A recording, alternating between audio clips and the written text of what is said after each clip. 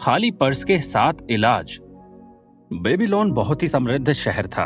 इतने युगों बाद भी यह दुनिया के सबसे समृद्ध शहर के रूप में मशहूर है, जिसका खजाना हमेशा भरा रहता था। परंतु हमेशा से ऐसा नहीं था। बेबीलोन की अमीरी का कारण यह था कि इसके नागरिक बुद्धिमान थे। उन्होंने अमीर बनने का फॉर्मूला सीख लिया था। जब सम्राट सारगन अपने शत्रुओं को पराजित करने के बाद बेबीलोन लौटे तो उन्हें एक गंभीर स्थिति का सामना करना पड़ा। उनके वजीर ने उन्हें बताया, महामहिम ने सिंचाई के लिए बड़ी नहरें और पूजा अर्चना के लिए ऊंचे मंदिर बनवाए, जिस वजह से प्रजाजन कई साल तक समृद्ध रहे। परंतु अब ये काम पूरे हो गए हैं, इसलिए ज्यादातर नागरिक अपनी गुजर बसर नहीं कर पा रहे हैं। मजदूर बेरोजगार हैं, व्यापारियों की ग्राहकी बहुत कम हो गई है, किसानों की फसल नहीं बिक रही है, लोगों के पास सामान खरीदने के लिए पर्याप्त धन नहीं है। राजा ने पूछा, हमने नहर और मंदिर बनवाने में इतना सारा धन खर्च किया था, आखिर वह धन गया कहाँ? वजीर ने कहा, महाराज, वह धन हमारे शहर के मुट्ठी भर अमीर लोगों के पास चला गया है। वह धन हमारे अधिकांश नागरिकों की उंगलियों में से उसी तरह फिसल गया जिस तरह बकरी का दूध छलनी में से फिसल जाता है। चूंकि अब धन की नदियां बहना बंद हो गई है, इसलिए ज्यादातर लोगों की आमदनी भी खत्म हो गई है। सम्राट कुछ समय तक सोचते रहे, फिर उन्होंने पूछा, इतना सारा धन मुट्ठी भर लोगों के पास कैसे चला गया? वजीर ने जवाब दिया, क्योंकि वे इसका तरीका जानते थे। हम सफल लोगों की इस कारण निंदा नहीं कर सकते, क्योंकि वे सफल होने का तरीका जानते हैं। इसके अलावा यह भी उचित नहीं होगा कि वैध रूप से कमाए धन को जबरदस्ती छीनकर कम योग्य व्यक्तियों में बांट दिया जाए। सम्राट ने पूछा, सब लोग यह क्यों नहीं सीखते कि धन इकट्ठा कैसे किया जाता है ताकि मेरे शहर का हर आदमी अमीर बन जाए? क्या यह संभव नहीं है? बिल्कुल संभव है महाराज, परंतु उन्हें सिखाएगा कौन? पुरोहित और पुजारी तो निश्चित रूप से ऐसा नहीं कर सकते, क्योंकि उन्हें धन कमाने के बारे में रत्ती भर भी ज्ञान नहीं है। सम्राट ने पूछा, वजीर, दौलतमंद बनने का तरीका हमारे शहर में सबसे अच्छी तरह कौन जानता है? आपके सवाल में ही जवाब छिपा है महाराज। बेबीलोन में सबसे ज्यादा दौलत किसके पास है? मेरे काबिल वजीर, तुमने बहुत अच्छी बात कही है। अरकाद के सिवा और कौन हो सकता है? वह बेबीलोन का सबसे अमीर आदमी है। उसे कल मेरे सामने पेश करो। अगले दिन सम्राट के आदेश के अनुसार अरकाद उनके सामने उपस्थित हुआ। हालांकि उसकी उम्र 70 वर्ष हो चुकी थी, परंतु वह अब भी चुस्त और फुर्तीला था। सम्राट ने कहा, अरकाद, क्या यह सच है कि तुम बेबीलोन के सबसे अमीर आदमी हो? लोग ऐसा कहते हैं महामहिम, और कोई भी इसका विरोध नहीं करता है। तुम इतने दौलतमंद कैसे बने? उन अवसरों का लाभ लेकर जो हमारे श्रेष्ठ शहर के सभी नागरिकों के लिए उपलब्ध है। तुम्हारे पास शुरू में तो कुछ नहीं था, सिर्फ दौलत कमाने की प्रबल इच्छा थी, इसके अलावा और कुछ भी नहीं था। सम्राट ने आगे कहा, अरकाद, हमारे शहर की स्थिति बहुत गंभीर है। सिर्फ मुट्ठी भर लोग ही दौलत कमाने का तरीका जानते हैं, इसलिए धन पर उनका एकाधिकार हो गया है, जबकि हमारे अधिकांश नागरिक यह नहीं जानते हैं कि वे अपनी आमदनी में से बचत करके दौलतमंद कैसे बन सकते हैं। मैं चाहता हूं कि बेबीलोन दुनिया का सबसे अमीर शहर बन जाए, इसलिए इसमें बहुत से दौलतमंद लोग होने चाहिए। इसके लिए हमें सब लोगों को यह सिखाना होगा कि अमीर कैसे बना जाता है। मुझे बताओ अरकाद, क्या दौलतमंद बनने का कोई रहस्य या फॉर्मूला है? क्या इसे सिखाया जा सकता है? महामहिम, जो एक व्यक्ति जानता है उसे दूसरों को भी सिखाया जा सकता है। सम्राट की आंखों में चमक आ गई। अरकाद, तुमने वही शब्द बोल दिए जो मैं सुनना चाहता था। क्या तुम इस महान काम में अपना सहयोग दोगे? क्या तुम कुछ लोगों को सिखा सकते हो जो आगे चलकर दूसरों को सिखाए, जब तक कि हम अपने शहर के हर नागरिक को अमीर बनने का फॉर्मूला ना सिखा दें? अरकाद ने सिर झुकाकर कहा, मैं आपका विनम्र सेवक हूँ और आपके आदेश का पालन करूंगा। मेरे पास जितना भी ज्ञान है, मैं उसे अपने साथी नागरिकों की बेहतरी और सम्राट की संतुष्टि के लिए खुशी खुशी दूंगा। अगर वजीर साहब मेरी कक्षा के लिए 100 लोगों का प्रबंध कर दे तो मैं उन्हें खाली पर्स के 7 इलाज बताऊंगा। कभी मेरा पर्स बेबीलोन का सबसे खाली पर्स था, परंतु मैंने इन 7 इलाजों से उसे मोटा कर लिया। 15 दिन बाद सम्राट के हुक्म से 100 लोग शिक्षण मंदिर के बड़े हॉल में एकत्रित हुए। वे अर्धवृत्त के आकार में बैठे थे। अरकाद एक छोटे चबूतरे के पास बैठा था, जहां पवित्र दीपक जल रहा था, जिसमें से एक अजीब और अच्छी खुशबू आ रही थी। जब अरकाद उठा तो एक विद्यार्थी ने अपने पड़ोसी को कोहनी मारते हुए कहा, बेबीलोन के सबसे अमीर आदमी को देखो, परंतु वह भी हम लोगों की तरह ही इंसान है। अरकाद ने बोलना शुरू किया, हमारे महान सम्राट के आज्ञाकारी सेवक के रूप में मैं आपके सामने खड़ा हूँ। चूंकि मैं भी कभी धन की प्रबल इच्छा रखने वाला गरीब युवक था और चूंकि मैंने अपने ज्ञान की बदौलत प्रचुर दौलत हासिल की है, इसलिए सम्राट चाहते हैं कि मैं आपको वह ज्ञान प्रदान करूं ताकि आप भी दौलतमंद बन सके। मेरी जीवन यात्रा बहुत गरीबी में शुरू हुई थी। मेरे पास ऐसा कोई लाभ नहीं था जो आपके या बेबीलोन के बाकी नागरिकों के पास ना हो। उस समय मेरे पास एक बहुत पुराना पर्स था, वह हमेशा खाली रहता था और मुझे इस बात से बहुत चिढ़ होती थी। मैं चाहता था कि मेरा पर्स मोटा रहे और इसमें सोने के सिक्के खनखनाते रहें। इसलिए मैं खाली पर्स के इलाज खोजने में जुट गया। मुझे कुल 7 इलाज मिले। आज मैं आप लोगों को खाली पर्स के 7 इलाज बताऊंगा। जो लोग बहुत दौलतमंद बनना चाहते हैं, मैं उन्हें सलाह देता हूं कि वे इन इलाजों पर अमल करें। 7 दिनों तक हर दिन मैं आपके खाली पर्स के 7 इलाजों में से एक एक इलाज बताऊंगा। मेरी बातों को ध्यान से सुने, मेरे साथ बहस करें, आपस में चर्चा करें।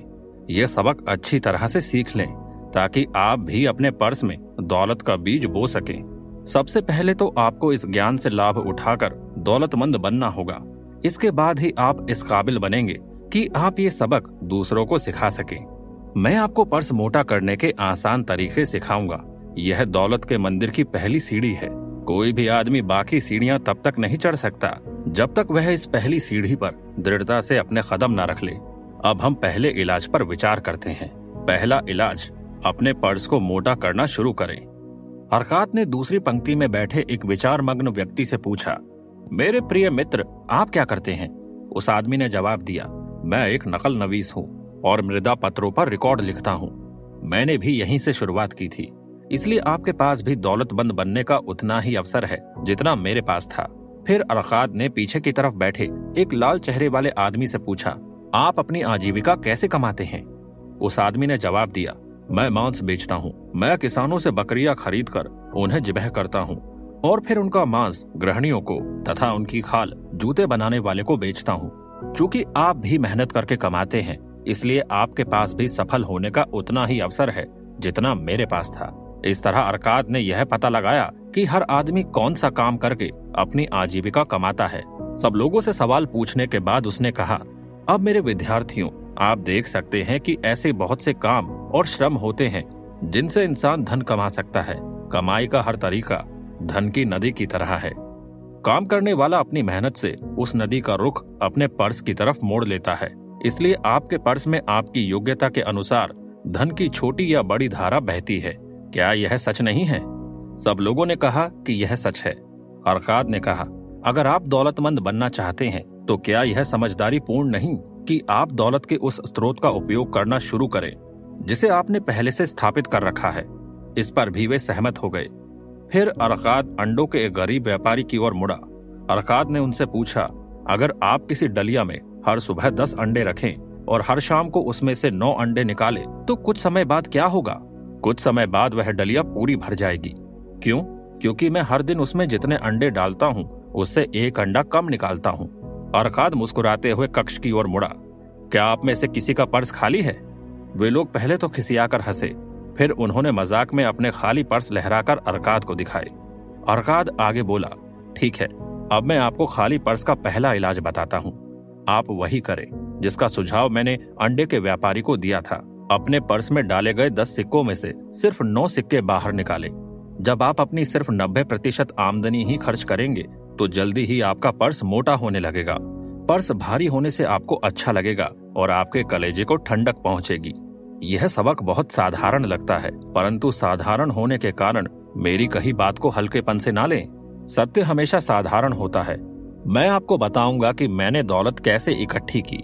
मैंने भी इसी तरह शुरुआत की थी। पहले मेरा पर्स भी हमेशा खाली रहता था और मैं इसे कोसा करता था क्योंकि इसमें मेरी इच्छाओं को संतुष्ट करने के लिए धन नहीं रहता था। लेकिन जब मैंने अपने पर्स में 10 सिक्के डालकर सिर्फ 9 सिक्के बाहर निकालना शुरू किया तो यह भारी होने लगा। इस उपाय पर चलने से आपका पर्स भी भारी हो जाएगा। अब मैं आपको एक विचित्र सत्य बताता हूँ जिसका कारण मैं नहीं जानता हूँ। जब मैंने खर्च के लिए सिर्फ 90% आमदनी रखी तब भी मेरा खर्च उतनी ही अच्छी तरह से चलता रहा। मैं पहले जितनी कड़की में रहता था लगभग उतनी ही कड़की में रहा। इसके अलावा कुछ समय बाद धन मेरे पास पहले से ज्यादा आसानी से आने लगा। निश्चित रूप से यह देवताओं का नियम है कि जो व्यक्ति अपनी आमदनी का एक निश्चित हिस्सा बचाकर रखता है और उसे खर्च नहीं करता है, उसके पास धन ज्यादा आसानी से आता है। इसी तरह यह भी सही है कि धन खाली पर्स वाले पर मेहरबान नहीं होता है। आप किस चीज को पाने के ज्यादा इच्छुक हैं? क्या आपके लिए रोजमर्रा की तात्कालिक इच्छाओं की संतुष्टि ज्यादा महत्वपूर्ण है? आभूषण, वस्त्र, सजावट की चीजें, बेहतरीन व्यंजन, ये चीजें जल्दी ही चली जाती है और भुला दी जाती है। या फिर आपके लिए दूरगामी इच्छाएं ज्यादा महत्वपूर्ण हैं? विशाल जायदाद, स्वर्ण, भूमि, मवेशी, व्यापार, आमदनी देने वाले निवेश। आप अपने पर्स में से जो सिक्के निकालते हैं उनसे आपकी तात्कालिक इच्छाएं पूरी होती है। आप अपने पर्स में जो सिक्के बचाते हैं उनसे आपकी दूरगामी इच्छाएं पूरी होती है। मेरे विद्यार्थियों, यह खाली पर्स का पहला इलाज था जिसे मैंने खोजा था। मैं पर्स में 10 सिक्के डालता था और उनमें से सिर्फ 9 सिक्के खर्च करता था। आप लोग इस पर आपस में चर्चा करें और अगर किसी को इसमें कोई गड़बड़ नजर आए तो वह कल मुझे बता दे। दूसरा इलाज, खर्च को नियंत्रित करें। अरकाद ने दूसरे दिन अपने विद्यार्थियों को संबोधित करते हुए कहा, आप में से कुछ लोगों ने मुझसे यह पूछा है, जब कोई अपनी पूरी आमदनी में अपना खर्च नहीं चला पाता है तो वह अपने पर्स में डाले गए 10 सिक्कों में से एक सिक्का कैसे बचा सकता है? कल आप में से कितनों के पर्स खाली थे? सबने जवाब दिया, हम सबके। परंतु आपकी आमदनी समान नहीं है। कुछ लोग दूसरों से ज्यादा कमाते हैं, कुछ का परिवार ज्यादा बड़ा है, इसलिए उनका पालन पोषण करने में वे ज्यादा खर्च करते हैं। परंतु आमदनी और खर्च अलग अलग होने के बावजूद आप सबके पर्स एक जैसे यानी खाली थे। अब मैं आपको इंसानों के बारे में एक असामान्य सच्चाई बताऊंगा। वह सच्चाई यह है, हमारे आवश्यक खर्च हमेशा हमारी आमदनी के अनुपात में बढ़ते रहेंगे जब तक कि हम इन्हें रोकने की कोशिश न करें। आवश्यक खर्च और अपनी इच्छाओं के बीच के फर्क को नजरअंदाज ना करें। आपकी आमदनी से आपकी जितनी इच्छाएं संतुष्ट हो सकती है, आपकी और आपके परिवार की इच्छाएं उससे कहीं ज्यादा होती है। उन इच्छाओं की संतुष्टि के लिए आमदनी कम पड़ जाती है और बहुत सी इच्छाएं ऐसी रह जाती है जो संतुष्ट नहीं हो पाती। सभी लोगों के पास उससे ज्यादा इच्छाएं होती है जितनी वे संतुष्ट कर सकते हैं। आप सोचते होंगे कि मैं अपनी दौलत के कारण अपनी हर इच्छा पूरी कर सकता हूँ। यह सही नहीं है। मेरे समय की सीमा है, मेरी शक्ति की सीमा है। मैं जितनी यात्रा कर सकता हूँ उसकी दूरी की सीमा है। मैं जो खा सकता हूँ उसकी भी सीमा है। मैं जितने उत्साह से आनंद ले सकता हूँ उसकी भी सीमा है। किसान खेत में जहाँ भी खाली जगह छोड़ता है वहाँ पर खरपतवार उग आती है। उसी तरह जहाँ भी इच्छाओं के संतुष्ट होने की संभावना होती है वहाँ इंसानों के मन में इच्छाएं पैदा हो जाती है। इच्छाएं असीमित होती है, परंतु जिन इच्छाओं को आप पूरा कर सकते हैं वे सीमित होती है।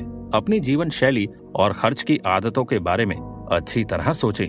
ऐसा करने पर आपको कुछ ऐसे खर्च जरूर मिलेंगे जिन्हें कम या खत्म किया जा सकता है।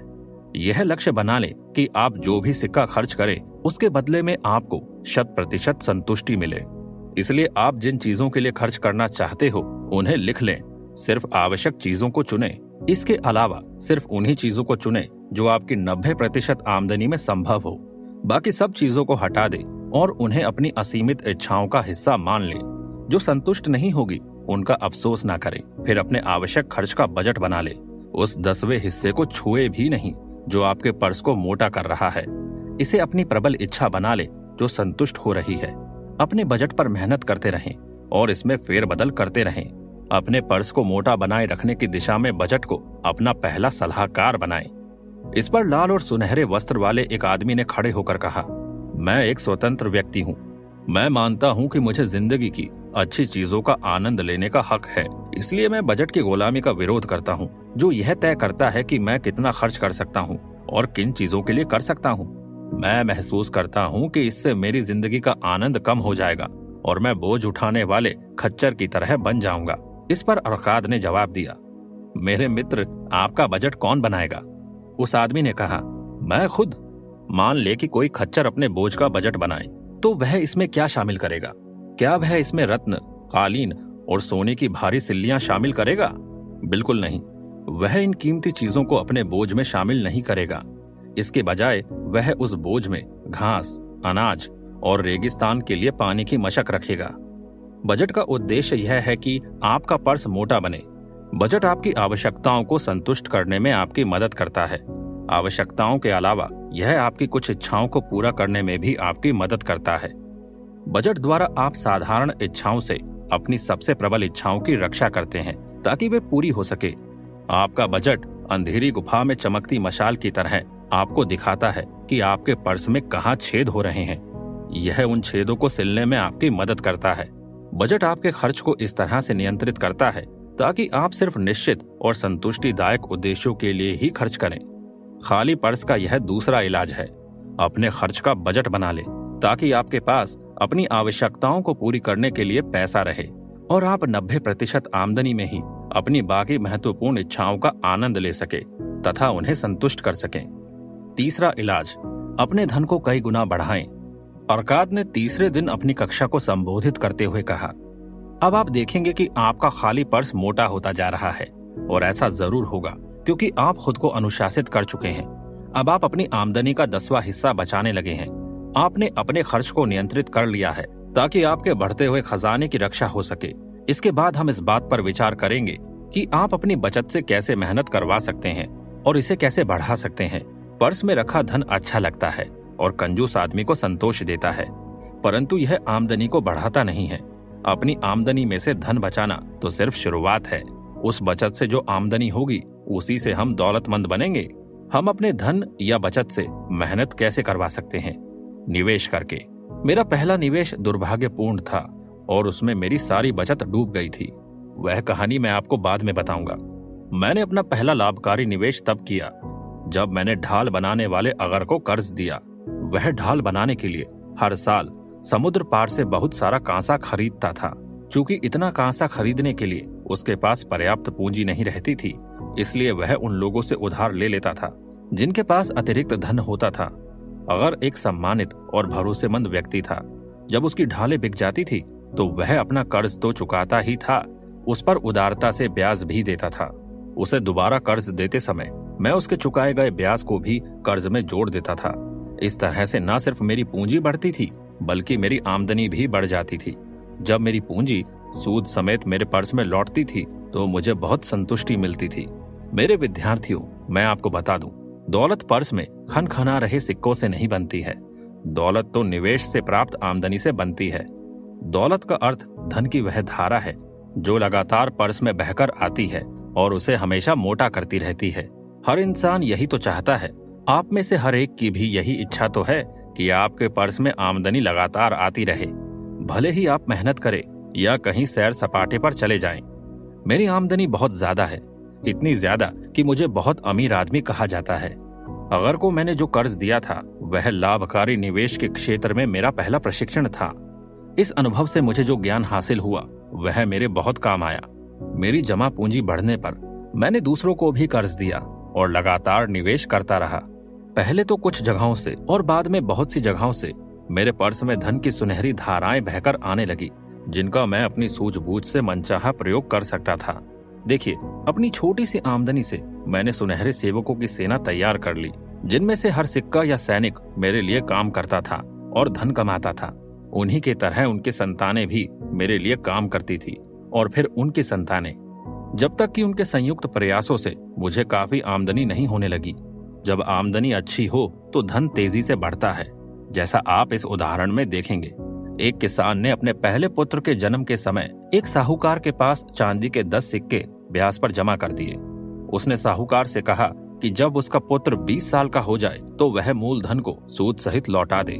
साहूकार हर 4 साल में 25% ब्याज देने के लिए तैयार हो गया। किसान अपने पुत्र के लिए यह धन अलग रख रहा था, इसलिए उसने साहूकार से कहा कि वह ब्याज को भी मूलधन में जोड़ता रहे। जब वह लड़का 20 साल का हुआ तो किसान एक बार फिर साहूकार के पास गया और अपनी जमा की गई राशि के बारे में पूछताछ की। साहूकार ने बताया कि चूंकि उसकी रकम चक्रवृद्धि ब्याज से बढ़ रही थी, इसलिए उसने चांदी के जो 10 सिक्के जमा किए थे वे अब बढ़कर 30.5 सिक्के हो गए हैं। यह सुनकर किसान बहुत खुश हुआ। चूंकि उसके पुत्र को अभी धन की जरूरत नहीं थी, इसलिए उसने वह धन साहूकार के पास ही जमा रहने दिया। जब पुत्र 50 साल का हुआ, इस दौरान उसका पिता इस दुनिया से जा चुका था, तो साहूकार ने हिसाब चुकता करते हुए पुत्र को चांदी के 175 सिक्के दिए। इस तरह 50 साल में यह निवेश चक्रवृद्धि ब्याज के कारण लगभग 17 गुना बढ़ गया। यह खाली पर्स का तीसरा इलाज है। हर सिक्के से मेहनत करवाते रहें। जब तक कि यह और सिक्के पैदा ना करे। ठीक उसी तरह जिस तरह मवेशी करते हैं। यह सुनिश्चित करें कि हर सिक्के का निवेश आपको आमदनी देता रहे और धन की धारा लगातार आपके पर्स में बहकर आती रहे। चौथा इलाज, अपनी पूंजी की रक्षा करें। अरकाद ने चौथे दिन अपनी कक्षा से कहा, दुर्भाग्य को चमकता निशाना अच्छा लगता है। इंसान को अपने पर्स में रखे धन की दृढ़ता से रक्षा करनी चाहिए। अगर वह ऐसा नहीं करेगा तो धन उसके पास से चला जाएगा। इसलिए समझदारी इसी में है कि पहले हम छोटी रकम को सुरक्षित रखना सीखें। तभी देवताओं को यह विश्वास होगा कि हम बड़ी रकम को सुरक्षित रख पाएंगे। जिसके भी पास धन होता है उसके सामने बहुत से प्रलोभन आते हैं। उसे कई ऐसे अवसर ललचाते हैं जब उसे लगता है कि वह बहुत अच्छी योजनाओं में निवेश करके बहुत लाभ कमा सकता है। अक्सर उसके मित्र और रिश्तेदार ऐसे निवेशों में उत्साह से प्रवेश करते हैं और उसे भी ऐसा ही करने के लिए प्रेरित करते हैं। निवेश का पहला दमदार सिद्धांत है आपके मूलधन की सुरक्षा। अगर मूलधन के चले जाने का खतरा हो तो क्या ज्यादा कमाई के लालच में पड़ना समझदारी है? मुझे इसमें जरा भी समझदारी नजर नहीं आती है। अगर आप इतना बड़ा जोखिम उठाते हैं तो इसकी सजा यह होगी कि शायद आप अपना मूलधन भी गंवा दें। अपनी जमा पूंजी का निवेश करने से पहले सावधानी से जांच पड़ताल करें। पहले पूरी तरह आश्वस्त हो जाएं कि आपकी पूंजी सुरक्षित लौट आएगी। फटाफट अमीर बनने की हवाई इच्छाओं से गलत दिशा में ना चले जाएं। किसी व्यक्ति को कर्ज देने से पहले आपको यह यकीन कर लेना चाहिए कि उसमें कर्ज चुकाने का सामर्थ्य है।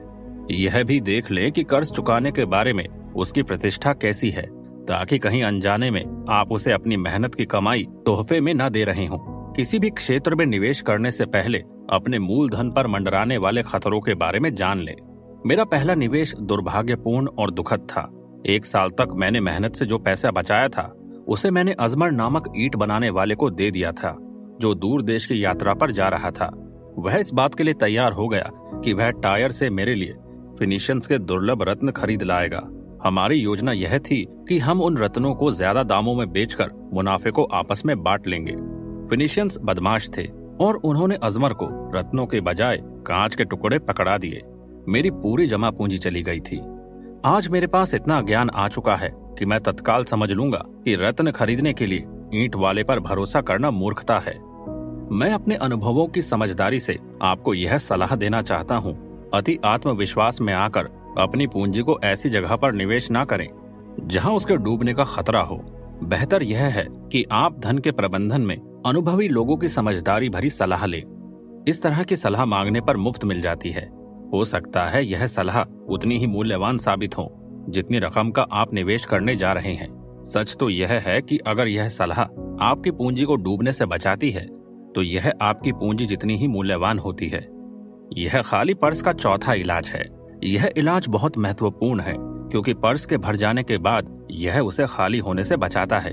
अपनी जमा पूंजी को नुकसान से बचाएं। सिर्फ वही निवेश करें जहां आपका मूलधन सुरक्षित रहे, जहां आप जब चाहें उसे दोबारा वापस पा सके और जहां आपको उचित ब्याज लगातार मिलता रहे। बुद्धिमान लोगों से सलाह ले। धन के लाभकारी प्रबंधन में अनुभवी लोगों से सलाह ले। असुरक्षित निवेशों से अपने धन की बुद्धिमत्तापूर्ण रक्षा करें। 5वां इलाज, अपने घर को लाभकारी निवेश बनाएं। अरकाद ने अपनी कक्षा को 5वां सबक सिखाते हुए कहा, इंसान अपनी कमाई का 10वां हिस्सा इसलिए अलग रखता है ताकि वह भविष्य में जीवन का आनंद ले सके। बहरहाल अगर वह अपनी आमदनी के बचे हुए 9 हिस्सों में से कुछ बचा सके और उसका लाभकारी निवेश कर सके तो उसका खजाना ज्यादा तेजी से बढ़ेगा। बेबीलोन के बहुत से लोग अपने परिवारों के साथ किराए के मकानों में रहते हैं। हालांकि उनके आसपास का माहौल अच्छा नहीं रहता है। वे हर महीने किराए के रूप में मकान मालिक को बहुत सा धन देते हैं। अक्सर उनके मकानों में बाग बगीचे के लिए जगह नहीं होती है। उनकी पत्नियां पेड़ पौधे नहीं लगा पाती है जिनसे हर औरत को खुशी मिलती है। उन मकानों में बच्चों के खेलने के लिए कोई जगह नहीं होती है, इसलिए वे गंदी गलियों में खेलते रहते हैं। किसी भी व्यक्ति का परिवार तब तक जिंदगी का पूरा आनंद नहीं ले सकता जब तक कि उसके मकान में इतनी जगह ना हो कि उसके बच्चे साफ सुथरी धरती पर खेल सकें और उसकी पत्नी न सिर्फ सुंदर फूल उगा सके बल्कि परिवार को खिलाने के लिए अच्छी सब्जियां भी उगा सके। अपने पेड़ों के अंजीर और अंगूर खाकर हर इंसान खुश होता है। अपने घर का स्वामी बनने में उसे गर्व का एहसास होता है। इससे उसका आत्मविश्वास बढ़ता है और वह अपने सभी प्रयासों में ज्यादा मेहनत करता है। इसलिए मैं यह सलाह देता हूँ कि हर आदमी के पास अपना खुद का मकान होना चाहिए। जिसमें वह और उसका परिवार रह सके। अपने घर का मालिक बनना कोई खास मुश्किल काम नहीं है। जिस व्यक्ति में भी इच्छा शक्ति हो वह ऐसा कर सकता है।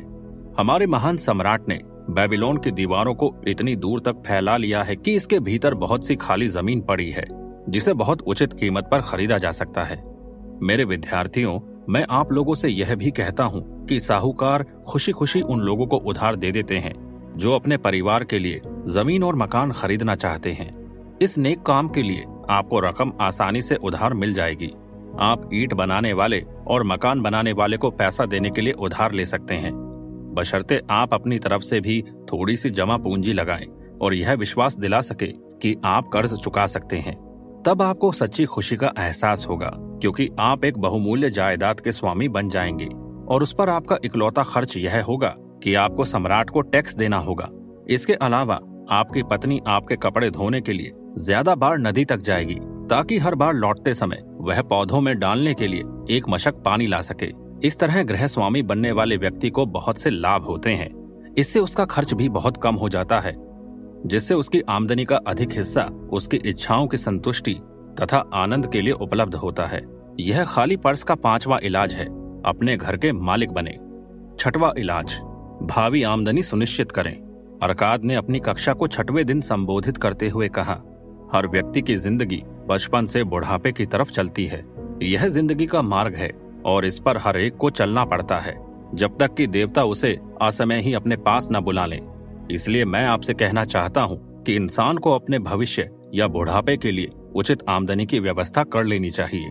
इसके अलावा उसे इस बात की भी व्यवस्था कर लेनी चाहिए कि अगर वह इस दुनिया में ना रहे तो भी उसके परिवार का सहारा तथा आराम मिलता रहे।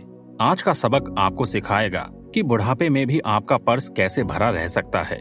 धन के नियमों के ज्ञान से जो व्यक्ति धन इकट्ठा कर लेता है उसे अपने भविष्य के बारे में विचार करना चाहिए। उसे कुछ ऐसे निवेशों की योजना बनानी चाहिए जो कई साल तक सुरक्षित रूप से बढ़ते रहें और जरूरत के समय काम आए, जिसकी उसने समझदारी से पहले ही कल्पना कर ली थी। इंसान कई तरीकों से अपने भविष्य के लिए धन को सुरक्षित रख सकता है।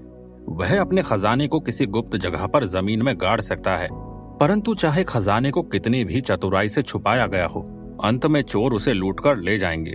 मैं इस योजना की सलाह नहीं देता हूँ। भविष्य के लिए धन सुरक्षित रखने के उद्देश्य से इंसान घर या जमीन खरीद सकता है। अगर समझदारी से घर या जमीन को चुना जाए ताकि भविष्य में भी उसकी उपयोगिता तथा मूल्य में वृद्धि हो, तो ऐसा करना लाभकारी है। भविष्य में इस जायदाद को बेचकर अपने लक्ष्य को हासिल किया जा सकता है। इसके अलावा इंसान नियमित रूप से साहूकार के पास छोटी छोटी राशियां जमा करके अपने धन को बढ़ा सकता है। साहूकार द्वारा दिया जाने वाला ब्याज जब मूल धन में जुड़ जाएगा तो धनराशि बहुत बढ़ जाएगी। मैं अंसान नाम के मोची को जानता हूँ। कुछ समय पहले उसने मुझे बताया था कि 8 साल से हर सप्ताह वह साहूकार के पास चांदी के 2 सिक्के जमा करा रहा है। साहूकार ने उसे हाल ही में उसका हिसाब बताया, जिसे सुनकर वह बहुत खुश हुआ। उसने जो छोटी छोटी राशियां जमा की थी वे हर 4 साल में 25% ब्याज की आम दर से बढ़कर अब चांदी के 1040 सिक्कों में बदल गई है। मैंने खुश होकर उससे आगे भी बचत करने के लिए प्रोत्साहित किया।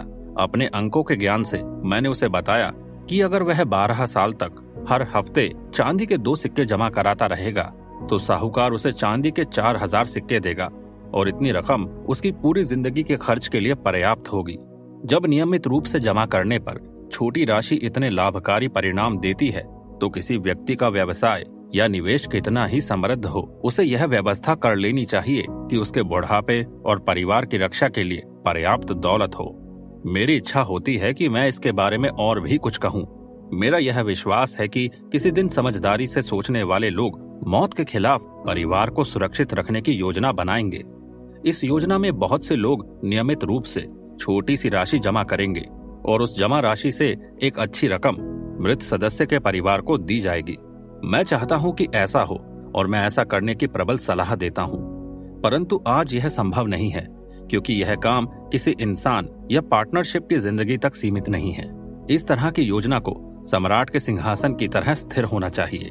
मुझे लगता है कि किसी दिन इस तरह की योजना बनेगी और यह बहुत से लोगों के लिए वरदान साबित होगी, क्योंकि सिर्फ पहले छोटे भुगतान के बाद ही व्यक्ति के मर जाने पर उसके परिवार के लिए दौलत की व्यवस्था हो जाएगी। परंतु चूंकि हमारे समय में इस तरह की योजना नहीं है, और हमारे जीवन काल में ऐसी योजना होगी भी नहीं। इसलिए हमें अपने संसाधनों का लाभ उठाकर अपने लक्ष्य को हासिल करने के दूसरे तरीके खोजने चाहिए। इसी वजह से मैं सब लोगों को सुझाव देता हूं कि वे अच्छी तरह सोचकर समझदारीपूर्ण तरीकों से अपने बुढ़ापे के लिए धन की व्यवस्था कर ले, क्योंकि जब कोई आदमी कमा नहीं सके या जब परिवार का मुखिया चला जाए तो खाली पर्स बहुत दुख का कारण बन जाता है। तो खाली पर्स का छठवां इलाज यह है, अपने बुढ़ापे और अपने परिवार की रक्षा के लिए पहले से ही व्यवस्था कर ले। सातवां इलाज, अपनी आमदनी की क्षमता बढ़ाएं। अरकाद ने 7वें दिन अपनी कक्षा को संबोधित करते हुए कहा, मेरे विद्यार्थियों, आज मैं आपको खाली पर्स का एक सटीक उपचार बताने जा रहा हूं, परंतु आज मैं धन के बारे में नहीं बल्कि आपके बारे में बातें करूंगा, जो अलग अलग रंग के कपड़ों में मेरे सामने बैठे हैं। मैं इंसान के दिमाग और जिंदगी की उन चीजों के बारे में बातें करूंगा जो उसकी सफलता के समर्थन या विरोध में काम करती है। कुछ समय पहले एक युवक मेरे पास उधार मांगने आया। जब मैंने उससे पूछा कि उसे उसकी जरूरत क्यों पड़ी, तो उसने जवाब दिया कि उसके खर्च उसकी आमदनी से ज्यादा हैं। इस पर मैंने उससे कहा कि ऐसी स्थिति में कोई भी साहूकार उसे कर्ज नहीं देगा जब तक कि उसके पास अतिरिक्त धन कमाने की क्षमता ना हो जिससे वह अपने कर्ज चुका सके। मैंने उससे कहा, तुम्हें अपनी आमदनी बढ़ानी चाहिए। कमाने की अपनी क्षमता को बढ़ाने के लिए तुमने क्या किया है? युवक ने कहा, मैंने वह सब किया है जो मैं कर सकता हूँ। 2 महीने में 6 बार मैंने अपने मालिक के पास जाकर अपनी तनख्वाह बढ़ाने का आग्रह किया, परंतु मुझे सफलता नहीं मिली। कोई भी व्यक्ति इससे ज्यादा बार यह अनुरोध नहीं कर सकता। हम उसके भोलेपन पर हंस सकते हैं, परंतु उस युवक में आमदनी को बढ़ाने के लिए आवश्यक एक महत्वपूर्ण गुण था। उसमें ज्यादा कमाने की प्रबल इच्छा थी, जो बहुत उचित और सराहनीय है। उपलब्धि से पहले उसकी इच्छा होनी चाहिए। आपकी इच्छाएं प्रबल और निश्चित होनी चाहिए। सामान्य इच्छाएं सिर्फ कमजोर चाहत होती है। अगर किसी इंसान में सिर्फ अमीर बनने की चाहत है तो उससे कोई फायदा नहीं होगा, परंतु जिस व्यक्ति में 5 स्वर्ण मुद्राएं कमाने की इच्छा है, उसकी इच्छा निश्चित है और वह इसे पूरा कर सकता है। जब वह इसे हासिल करने के लिए लक्ष्य की शक्ति का प्रयोग करेगा और सफल हो जाएगा, तो अगली बार वह 10 स्वर्ण मुद्राएं कमाने के लिए उन्हीं तरीकों का प्रयोग कर सकता है, फिर 20 मुद्राओं के लिए और बाद में 1000 मुद्राओं के लिए, और देखते ही देखते वह अमीर बन जाएगा। अपनी एक निश्चित छोटी इच्छा को पूरी करना सीखकर उसने बड़ी इच्छा पूरी करने का प्रशिक्षण पा लिया है। इसी प्रक्रिया से दौलत हासिल की जाती है, पहले छोटी राशि फिर उससे बड़ी राशि, जब तक कि इंसान सीखकर ज्यादा सक्षम नहीं बन जाता। इच्छाएं आसान और निश्चित होनी चाहिए। अगर वे बहुत ज्यादा या बहुत जटिल हो या ऐसी हो जिन्हें हासिल करने का प्रशिक्षण उस व्यक्ति के पास ना हो, तो सफलता नहीं मिलती है। जब मनुष्य अपने काम में ज्यादा कुशल बनता है तो वह अपने कमाने की क्षमता को भी बढ़ा लेता है। जब मैं गरीब नकलनवीस था और हर दिन कुछ सिक्कों के बदले में मृदा पत्र पर लिखता था, तो मैंने देखा कि कुछ नकलनवीस मुझसे ज्यादा काम करते थे और इस कारण उन्हें मुझसे ज्यादा आमदनी होती थी। इसलिए मैंने यह संकल्प किया कि मैं भी उनके जितना काम करूंगा। उनके ज्यादा सफल होने का कारण जानने में मुझे ज्यादा समय नहीं लगा। मैंने अपने काम में ज्यादा रुचि ली, एकाग्रता से काम किया, अपने प्रयास में ज्यादा लगन का प्रयोग किया और देखते ही देखते मैं जितने मृदा पत्रों पर लिखता था, बहुत कम लोग उससे ज्यादा लिख सकते थे। जल्दी ही मुझे अपनी बढ़ी हुई क्षमता की वजह से पुरस्कार मिला। अपनी तनख्वाह बढ़वाने के लिए मुझे अपने मालिक के पास 6 बार जाने की जरूरत भी नहीं पड़ी। हमारे पास जितना ज्ञान होता है, हम उतना ही ज्यादा कमा सकते हैं। जो व्यक्ति अपनी कला में ज्यादा निपुणता हासिल करने की कोशिश करता है, उसे उसके अच्छे पुरस्कार मिलते हैं। अगर वह कारीगर है तो वह अपने व्यवसाय के सर्वाधिक योग्य व्यक्ति से सीख सकता है। अगर वह कानून या उपचार के क्षेत्र में मेहनत करता है तो वह अपने व्यवसाय के बाकी लोगों से विचार विमर्श कर सकता है या उनकी सलाह ले सकता है। अगर वह व्यापारी है तो वह लगातार अच्छी चीजों की तलाश कर सकता है जिन्हें कम कीमतों पर खरीदा जा सके। मनुष्य की स्थितियां हमेशा बदलती और सुधरती रहती है, क्योंकि बुद्धिमान लोग नई योग्यताएं सीखते रहे हैं ताकि वे बेहतर ढंग से उनकी सेवा कर सके, जिनके संरक्षण पर उनकी प्रगति निर्भर है। इसलिए मैं सभी व्यक्तियों से यह आग्रह करता हूँ कि वे प्रगति की पहली कतार में खड़े रहें और स्थिर न रहें, क्योंकि स्थिर खड़े रहने पर वे पीछे रह जाएंगे। बहुत सी चीजें लाभकारी अनुभवों से समृद्ध बनाती है। अगर किसी व्यक्ति में आत्मसम्मान है तो उसे नीचे दिए गए काम करना चाहिए। उसे अपना कर्ज यथासंभव शीघ्रता से चुकाना चाहिए और ऐसी चीजें नहीं खरीदनी चाहिए जिनका वह भुगतान ना कर पाए। उसे अपने परिवार की अच्छी देखभाल करनी चाहिए ताकि वे उसके बारे में अच्छे विचार रखें और अच्छी बातें कहें। उसे अपनी वसीयत कर देनी चाहिए ताकि जब देवता उसे अपने पास बुला लें तो उसकी जायदाद का उचित और गरिमापूर्ण बंटवारा हो सके। उसे दुर्भाग्य के शिकार लोगों पर दया करनी चाहिए और तार्किक सीमाओं के भीतर उनकी मदद करनी चाहिए। उसे अपने प्रियजनों के प्रति विचार पूर्वक काम करने चाहिए।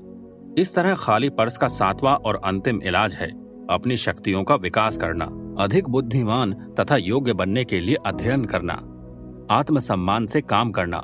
ऐसा करने पर आप में यह आत्मविश्वास आ जाएगा कि आप सावधानी पूर्वक सोची गई इच्छाओं को पूरा कर सकते हैं। तो खाली पर्स के 7 इलाज ये हैं जो मैंने लंबे और सफल जीवन के अनुभव से सीखे हैं।